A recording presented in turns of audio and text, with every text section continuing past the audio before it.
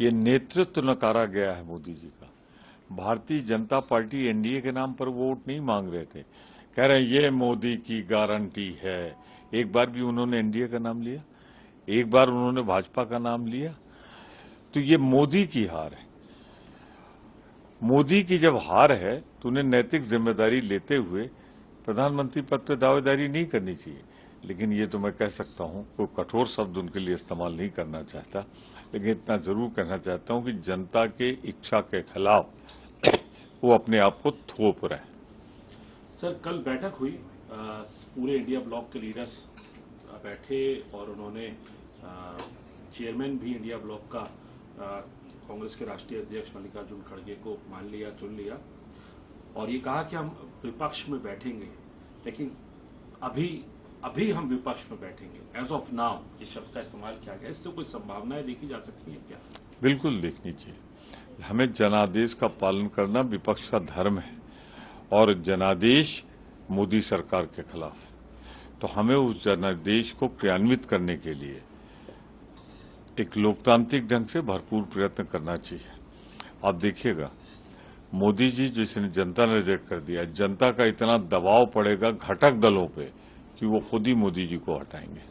लेकिन सर, चंद्रबाबू नायडू जिनको लेके संजय राउत भी कह रहे हैं, चंद्रबाबू नायडू हो, नीतीश कुमार हो, कि इन्होंने देखा है किस तरीके से सब चीजों का इस्तेमाल किया गया, किस तरीके से लोकतंत्र में व्यवहार किया गया, उनको याद रहेगा। वो खुद कहते थे, तो याद दिला रहे हैं। लेकिन चंद्रबाबू नायडू साफ कह रहे हैं कि हम एनडीए के साथ लड़े तो मतलब कैसे रह सकते हैं। देखिए, जो एनडीए के साथ रहेगा आज की तारीख में वो तो कहेगा कि हम एनडीए के साथ रहेंगे। जब अलग होंगे तो वो कारण बताएंगे कि हम किन कारणों से अलग हुए। मैं दो चीजें स्पष्ट कर दूं। एक तो ये मोदी की हार है, एनडीए की हार नहीं है। और मोदी जी को जो सीटें भाजपा को मिल गई वो एनडीए की वजह से मिली, एनडीए को मोदी जी की वजह से नहीं मिली। आप प्रदेशों का उठा के देख लीजिए।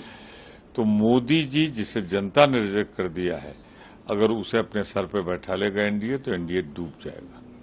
देवेंद्र फडणवीस ने महाराष्ट्र में इंडिया ब्लॉक ने अच्छा प्रदर्शन किया।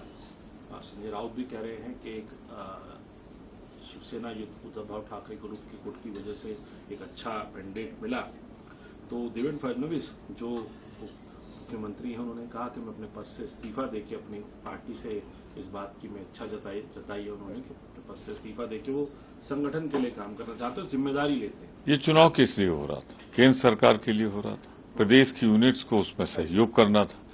तो अगर प्रदेश में वो फेल्योर हुआ है तो फिर तो इसका मतलब केंद्र फेल हुआ है। तो देवेंद्र फडणवीस ने जो इस्तीफा देकर नैतिकता की याद दिलाई है नरेंद्र मोदी जी को।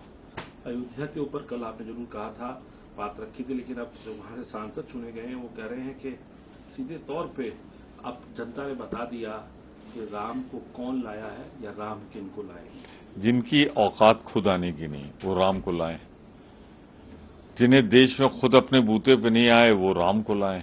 ये अहंकार था। राम अवतरित होते हैं, राम लाए नहीं जाते हैं। राम के अवतार को लाना कह दो, मैं समझता हूं भारतीय जनता पार्टी ने अपमान किया है भगवान राम का। जहां तक सवाल है, जनता ने साफ साफ अयोध्या में जनादेश दे दिया कि राम के व्यापारी हैं भाजपा वाले और इंडिया गठबंधन राम की पुजारी है। ये जनादेश आ गया। राहुल गांधी को लेकर भी अब ये बात हो रही है। आपके सांसद जो लोकसभा में नए चुनकर आए हैं वो भी इस बात को कह रहे हैं कि अब राहुल गांधी को नेतृत्व करना चाहिए, लीडर ऑफ अपोजिशन, क्योंकि जो लोकसभा के अंदर लार्जेस्ट पार्टी आप कांग्रेस है, कांग्रेस संसदीय दल का नेता बनना चाहिए उनको।